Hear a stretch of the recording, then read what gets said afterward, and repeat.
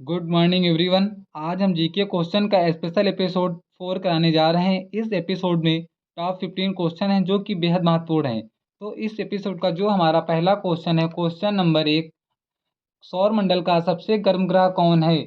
Option A Budh, option B Mangal, option C Shukra, option D पृथ्वी। तो पूछा गया सौर मंडल का सबसे गर्म ग्रह कौन है, तो इसमें से जो सही ऑप्शन है ऑप्शन नंबर सी शुक्र। शुक्र ग्रह सौर मंडल का सबसे गर्म ग्रह है।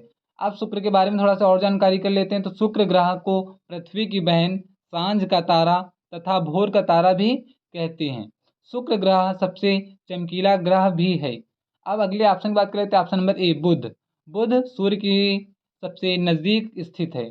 अब अगले क्वेश्चन की तरफ बढ़ते हैं, क्वेश्चन नंबर 2, पृथ्वी पर दिन रात बराबर होते हैं, यानी कि पृथ्वी पर दिन रात कहाँ बराबर होते हैं? ऑप्शन ए ध्रुवों पर, ऑप्शन बी भूमध्य रेखा पर, ऑप्शन सी कर्क रेखा पर, ऑप्शन डी मकर रेखा पर। तो इसमें से जो सही ऑप्शन है ऑप्शन नंबर बी भूमध्य रेखा पर। पृथ्वी पर भूमध्य रेखा पर दिन और रात बराबर होते हैं। अब बढ़ते हैं अगले क्वेश्चन की तरफ, क्वेश्चन नंबर 3, कांजीरंगा वन्य जीव अभ्यारण्य कहाँ किस लिए प्रसिद्ध है? ऑप्शन ए शेर के लिए, ऑप्शन बी एक सींग वाला गैंडा के लिए, ऑप्शन सी बाघ के लिए, ऑप्शन डी हिरण के लिए। तो इसमें से जो सही ऑप्शन है ऑप्शन नंबर बी एक सींग वाला गैंडा के लिए। कांजीरंगा वन्य जीव अभ्यारण्य एक सींग वाले गैंडा के लिए प्रसिद्ध है। अब हम बात करते हैं कांजीरंगा वन्य जीव अभ्यारण्य की। तो कांजीरंगा वन्य जीव अभ्यारण्य असम में स्थित है। कांजीरंगा वन्य जीव अभ्यारण्य को 1985 में यूनेस्को द्वारा विश्व धरोहर स्थल घोषित किया गया था।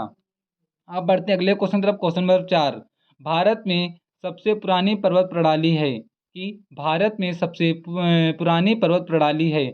Option A Aravalli, option B Karakoram, option C Vindhya, option D पश्चिमी घाट। तो इसमें से जो सही ऑप्शन है ऑप्शन नंबर ए अरावली। अब बढ़ते हैं अगले क्वेश्चन तरफ, क्वेश्चन नंबर 5, भारत में सबसे अधिक वन किस प्रदेश में पाए जाते हैं? भारत में सबसे अधिक वन किस प्रदेश में पाए जाते हैं? Option A Punjab, option B Bihar, option C Andhra Pradesh, option D Madhya Pradesh. तो इसमें से जो सही ऑप्शन है option number D Madhya Pradesh. Bharat में सबसे अधिक वन मध्य प्रदेश में पाए जाते हैं।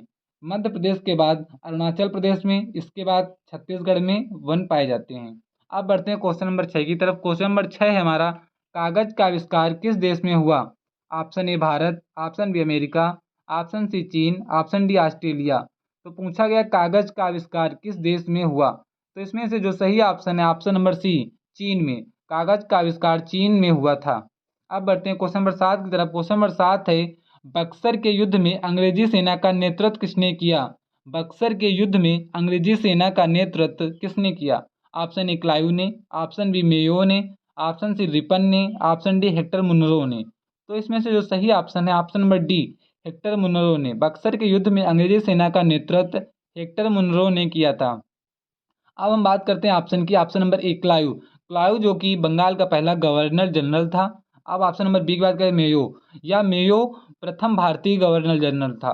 अब बढ़ते हैं क्वेश्चन नंबर 8 की तरफ। क्वेश्चन नंबर 8 है हमारा, ईश्वर का निवास स्थान किस नगर को कहा जाता है? Option A Lucknow, option B Kanpur, option C Prayagraj, option D Raebareli. तो पूछा गया है ईश्वर का निवास स्थान किस नगर को कहा जाता है? तो इसमें से जो सही ऑप्शन है option number C Prayagraj. Prayagraj को ईश्वर का निवास स्थान कहा जाता है। अब बढ़ते हैं अगले क्वेश्चन तरफ, क्वेश्चन नंबर 9 की तरफ। क्वेश्चन 9 है हमारा, लखनऊ अधिवेशन 1916 की अध्यक्षता किसने की? ऑप्शन ए सरोजिनी नायडू ने, ऑप्शन बी महात्मा गांधी ने, ऑप्शन सी अंबिका चरण मजूमदार ने, ऑप्शन डी व्योमेश चंद्र बनर्जी ने। तो इसमें से जो सही ऑप्शन है ऑप्शन नंबर सी अंबिका चरण मजूमदार ने। लखनऊ अधिवेशन 1916 की अध्यक्षता अंबिका चरण मजूमदार ने की। अब हम ऑप्शन की बात करते हैं, option number A Sarojini Naidu. Sarojini Naidu ने 1925 में कानपुर अधिवेशन की अध्यक्षता की थी। अब बढ़ते अगले क्वेश्चन की तरफ, क्वेश्चन नंबर 10, भारत की सबसे लंबी नदी कौन सी है?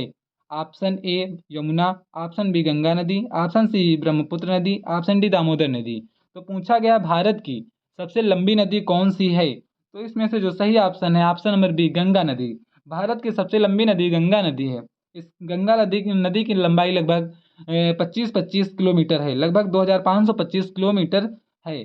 सेकेंड नंबर पे है गोदावरी नदी। गोदावरी नदी की लंबाई लगभग 1465 किलोमीटर है। अब बढ़ते हैं अगले क्वेश्चन तरफ, क्वेश्चन नंबर 11 की तरफ। क्वेश्चन नंबर हमारा 11 है, विश्व का सबसे बड़ा महाकाव्य कौन सा है? विश्व का सबसे बड़ा महाकाव्य कौन सा है? Option A Kamayani, option B Mahabharata, option C Rama, option D इनमें से कोई नहीं। तो पूछा गया विश्व का सबसे बड़ा महाकाव्य, तो इसमें से जो सही ऑप्शन है ऑप्शन नंबर बी महाभारत। विश्व का सबसे बड़ा महाकाव्य महाभारत है। अब महाभारत को वेद व्यास ने अब संस्कृत भाषा में लिखा था। अब बढ़ते हैं अगले क्वेश्चन की तरफ, क्वेश्चन नंबर 12 की तरफ। भारत छोड़ो आंदोलन कब प्रारंभ हुआ था? भारत छोड़ो आंदोलन कब प्रारंभ हुआ था? ऑप्शन ए 1942 में, ऑप्शन बी 1944 में, ऑप्शन सी 1916 में, ऑप्शन डी 1939 में। तो इसमें से जो सही ऑप्शन है ऑप्शन नंबर ए 1942 में। भारत छोड़ो आंदोलन 1942 में प्रारंभ हुआ था। अब बढ़ते हैं क्वेश्चन नंबर 13 की तरफ। क्वेश्चन नंबर 13 है, बुलंद दरवाजा का निर्माण किस शासक ने करवाया था? पहले बुलंद दरवाजा कहाँ है? तो बुलंद दरवाजा फतेहपुर सीकरी में है। तो पूछा गया बुलंद दरवाजा का निर्माण किस शासक ने करवाया था? ऑप्शन ए हुमायूं ने, ऑप्शन बी जहांगीर ने, ऑप्शन सी अकबर ने, ऑप्शन डी शाहजहां ने। तो इसमें से जो सही ऑप्शन है ऑप्शन नंबर सी अकबर ने। बुलंद दरवाजा का निर्माण अकबर ने कराया था। बुलंद दरवाजा कहाँ है? फतेहपुर सीकरी में है।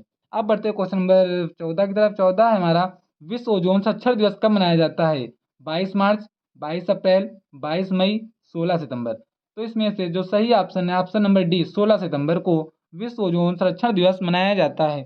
अब ऑप्शन की बात कर लेते हैं। ऑप्शन ए 22 मार्च, 22 मार्च को विश्व जल दिवस मनाया जाता है। सेकेंड ऑप्शन 22 अप्रैल, 22 अप्रैल को विश्व पृथ्वी दिवस मनाया जाता है। थर्ड ऑप्शन 22 मई, 22 मई को अंतर्राष्ट्रीय जैव विविधता दिवस मनाया जाता है। अब बढ़ते हैं हम अगले क्वेश्चन तरफ। क्वेश्चन नंबर 15, जैन परंपरा के अनुसार प्रथम तीर्थकर कौन थे? जैन परंपरा के अनुसार प्रथम तीर्थकर कौन थे? Option A Augisara, option B Sthulabahu, option C Hemachandra, option D Rishabhdev. तो इसमें से जो सही ऑप्शन है option number D Rishabhdev. Jain परंपरा के अनुसार प्रथम तीर्थकर ऋषभदेव थे। अगर यह वीडियो आपको अच्छी लगी हो तो इस वीडियो को लाइक करें और चैनल को सब्सक्राइब करें।